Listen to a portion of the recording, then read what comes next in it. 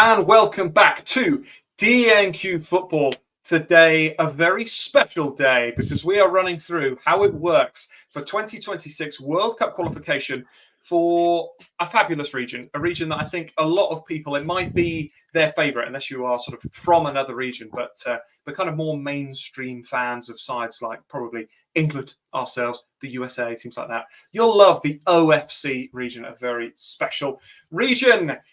Very simply put, 3 rounds kicking off with round 1 this September. Ryan, before we get into the format and how it works, how excellent is it to see, in theory, provided everything goes okay, all 11 teams competing this time around? Last time, when it was in Qatar, only 8 teams participated. Then COVID hit. I was there. How fantastic is it to see all these teams playing? It is fantastic. Moving swiftly on. No, mate. No, it's great. It's really, really, and we've actually been blessed with quite a bit of OFC football across the last year to 18 months.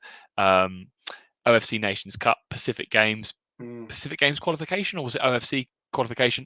I'm a little bit out of kilter with it. We haven't done a huge amount of research. We've not been in this headspace for a little while, but a lot of these teams have played a lot more football in the last couple of years than we've seen in many, many years before that because of COVID and everything, as you've sort of touched on there. So it's so good. It's so nice to have. We're going to talk, mate, through 3 rounds of OFC World Cup qualification, and that in itself is a treat. Shall we just dart straight into round 1? A round 1 that kicks off in merely just a handful of days, where we have the 4 lowest ranked OFC nations competing for 1 spot and the final spot in round 2. Who's involved, my guy? The 4 lowest ranked teams. So in order of ranking, last to first, I guess you could call it first. Tonga, currently 200 in the world. Even that's slightly generous, to be honest with you. Yeah. Obviously, basically, what happened is all of these teams fell out. Well, not all of them, but most of them fell out of the world rankings because they hadn't played in such a long time. Then they played 1 tournament. I think that was maybe the Pacific Games. And despite the fact that they didn't win a game, so they can't have gained any FIFA points, they were just suddenly chucked in really kind of high up and above all the Caribbean some of them teams. did, but some of them did win games, didn't they? So Tonga, funnily enough, is the strangest example ever. So Tonga beat American Samoa 6-2, yet American Samoa are ranked higher than them. Quite a bit. That's 13 places. But it was done. I think it was done even off of fixtures from. I don't know. I don't know how the points are scored, mate, from the years gone by. But it's quite a strange one. But yeah, Tonga are the lowest ranked team, 200th. Who else, bro? Indeed.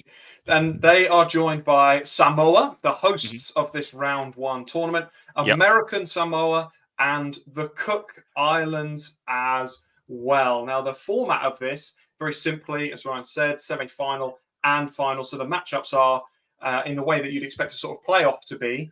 Cook Islands versus Tonga, so highest versus lowest ranked, and then the American Samoa derby as well. Both matches to be played on the 6th of September. Huge games to be played in Apia, Samoa. That is round 1. Now, we're going to do a specific round 1 preview because I almost dived into my predictions right there and then. But we're going to do a specific video all about round 1 that comes out very soon. So then we're going to tell you about what happens to the winner of that side. So one of those 4 sides will then join the remaining teams from the region. And the groups for this have already been drawn. Yeah. So the 1 will join the other 7, forming 8 teams, which will be 2 groups of 4, pretty standard stuff. And the top 2 from those groups will progress to round 3. But before we talk about round 3, let's just run through what those groups look like. Group A, brutally hard group, to be honest. Isn't it, by the way? Solomon Islands, Fiji, New Caledonia, Papua New Guinea. A horrendous group, to be honest. For all of them, actually. There's none of them will be pleased by that. It's absolutely horrific. And then Group B. I mean, it doesn't get much better in Group B, to be honest, but you do have New Zealand, Tahiti, Vanuatu, and then, of course, that 4th spot is for the round 1 winner. Who's got the best draw there? With the except, let's rule out New Zealand for a second. I mean, how can New Zealand though? How can they get the first round winner as well? So New Zealand are going to play the winner of round one. It feels they're a cheat code in this region anyway.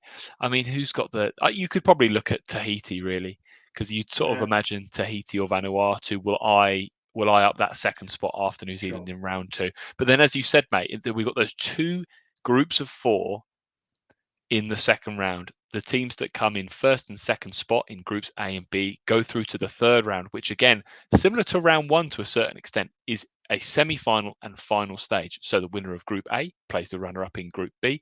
The winner of Group B plays the runner-up of Group A. Very, very standard stuff.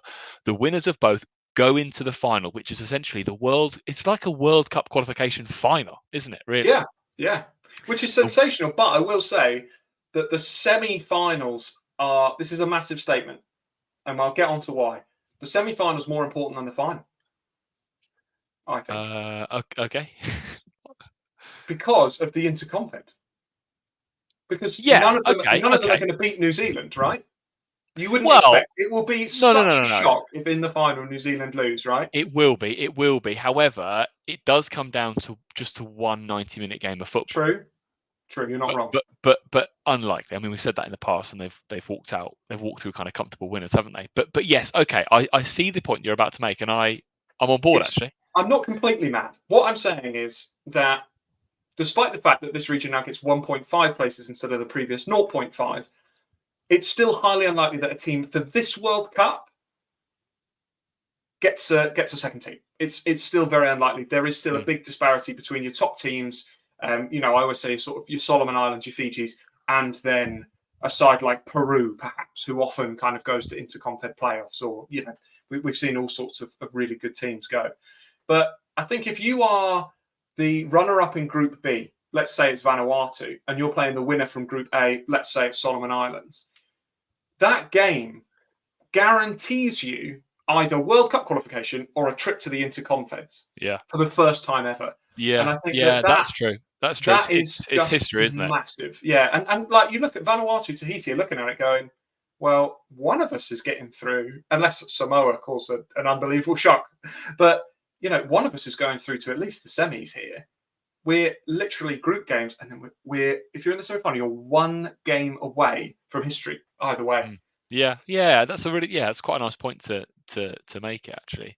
And we sort of talk about that quite a bit, don't we? And we talk about these fixtures and sort of essentially, making history. And hey, that's it. So the winner of that final, as Tom sort of said, goes to the World Cup. The loser of the final still has a shot, has got more fixtures to play. Probably again fixtures that we've never seen in world football before.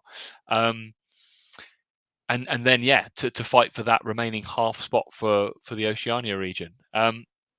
Amazing, mate, amazing. I'm looking forward to these games. We've got it all kicking off in a few days' time in September. Then we're treated to a sort of a triple whammy of fixtures in September, October, and November, I believe, of this year. Is that right? September. There it is. There's September. I'll go to I bet I'm going to France at the end of the week. He's practicing already. We do. He's right. We have fixtures in September, October, and November. It's unbelievable, the football that we're getting. And we're back on DNQ. We've been away for a little bit of a while. This is our first video that we're recording back for, did you say 3.5 months, right? Yeah, it's about 3. I mean, look, we've been kind of busy gentlemen, Sorry about that. But we are back, as is the international football, and it can't really start in a better way from a DNQ perspective. Round 1 kicks off in a few days' time. That is how OFC works. Don't forget to like and subscribe because of all of this regular content, and we will see you next time.